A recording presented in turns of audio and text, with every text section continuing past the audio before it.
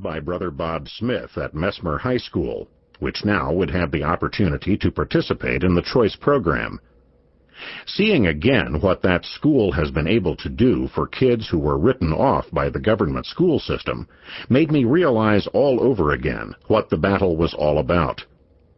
Several hundred people gathered for a candlelight celebration in the gymnasium, where we sang songs, cheered, and shed tears of joy. I can't remember ever hugging so many people. That evening, Chip and I had dinner with George and Susan Mitchell at their home. George decided that it was time to uncork a bottle of wine he had won in a bet with Justice Bablich some time previously. We poured the wine and toasted the dissenting justice, and then discovered the wine had virtually turned to vinegar. "Bablich's revenge," George exclaimed, to a round of laughter. Before the school choice case, I had never been to Milwaukee. Now I consider it almost a home away from home. If the first school choice program could have happened anywhere, I'm glad it happened there. The people are good, hard-working, salt-of-the-earth types. Even in the coldest of winters, they impart warmth, and they've done it right, getting a school choice program established that is a model for the nation. The spirit and unity that sustained the remarkable coalition through the darkest days was never so evident as during the celebration over the Wisconsin Supreme Court victory. But then it was back to work. I asked our Milwaukee allies to put together the largest group of interested people they could assemble. The meeting room was filled with activists, parents, and school officials. I set forth the options. We could put the decision in the bank and oppose review, or we could gamble and support review, which was such an unusual posture that it might increase the odds for review. What were the odds? People wanted to know. Not terribly high, I replied, because this was the first case to be decided, and there were others in the pipeline. If the court didn't accept this case, would an adverse decision in a subsequent case possibly put the Milwaukee program at risk? Yes. Which case would I most like to go up to the Supreme Court? I grinned at that one, and hemmed and hawed a bit before I replied, Milwaukee. The consensus was strong and complete. We should support review. I think that the recommendation came not only from the information I gave them, but also from the enormous pride that had developed among the activists, parents, and school officials. This was their program. It was the first and the best, and if a case was going up to the U.S. Supreme Court, they wanted it to be their case. The state, understandably, took the opposite position. It could not very well thumb its nose at its own Supreme Court, which had handed it such a sweeping triumph. But I could tell that Jay Lefkowitz would not be disappointed if the U.S. Supreme Court granted review. We filed our brief urging review, arguing that the issue was an urgent one, not just in resolving the burgeoning litigation surrounding school choice, but in providing guidance to policymakers eagerly seeking ways to solve the urban education crisis.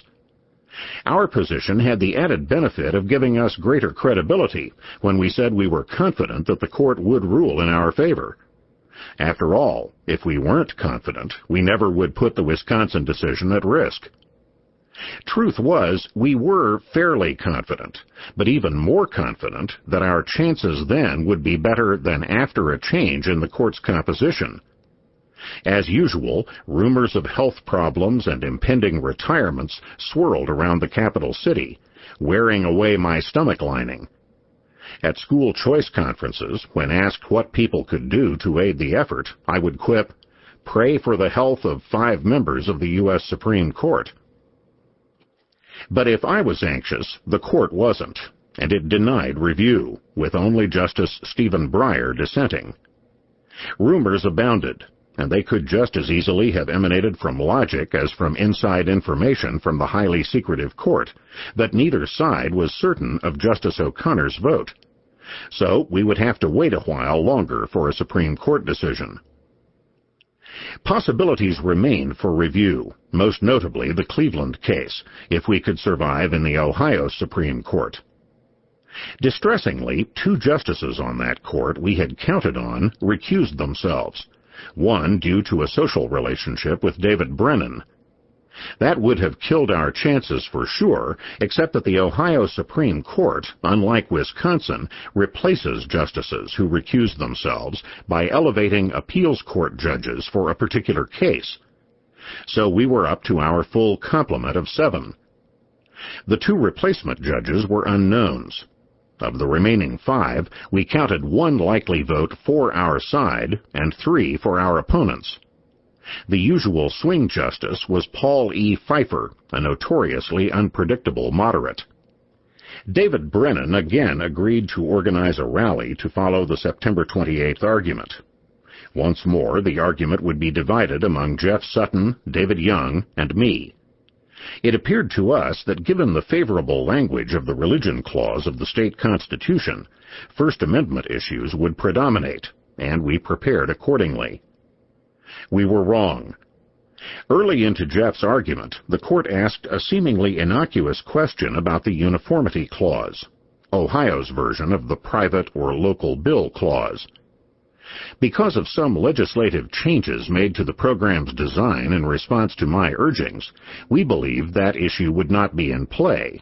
The precedents were solidly on our side. But unlike the Wisconsin Supreme Court, the Ohio Supreme Court didn't seem much concerned about precedents. Indeed, when Jeff explained that a decision striking down this program on uniformity clause grounds could imperil all manner of legislative enactments, usually a sobering prospect for state judges, I swear that the eyes of several of the justices actually lit up. This was going all wrong. Jeff argued gamely, but was caught in a totally unexpected morass. Fortunately, I knew a great deal about the issue, but was unable to make much headway either. Still, when we left the courtroom, it was unclear what the court's ultimate decision would look like. The rally, across the street at the state capitol, was a wonderful success. Bert Holt, the former program administrator who was deeply committed to the program, was an inspiring master of ceremonies. David Brennan was there, resplendent in his white cowboy hat, which of course brought to mind Bob Channon's metaphor about wearing the black hat.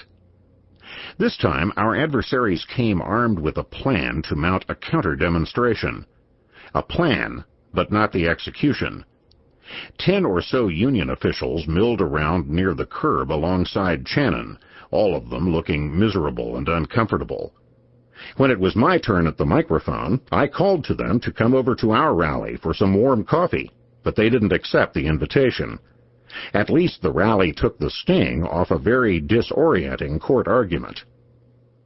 By the end of the year, we were awaiting decisions from 4 state Supreme Courts: Ohio, Vermont, Arizona, and Maine. The decisions came, one after the other, starting in January. The Arizona Supreme Court ruled 3-2 that the scholarship tax credit did not violate either the First Amendment or the state constitution. Usually I'm pretty accurate in predicting where justices will come out, but I actually got 3 out of the 5 wrong. A good thing, because I had predicted, following oral argument, that we'd lose 3-2. Any victory under those circumstances would have been pleasing, but the decision was sensational. On the state constitutional issue, the court ruled that the provision limiting the appropriation of government funds was not implicated, because a tax credit is not an appropriation. It's simply money that the state elects to leave in the hands of the taxpayer. That ruling could have important conceptual ramifications for tax credits and deductions in other states. But even more salient was the court's ruling on the Blaine Amendment. Arizona's provision could not be a Blaine Amendment, the court reasoned, because Arizona became a state in 1912, long after Blaine's handiwork was complete.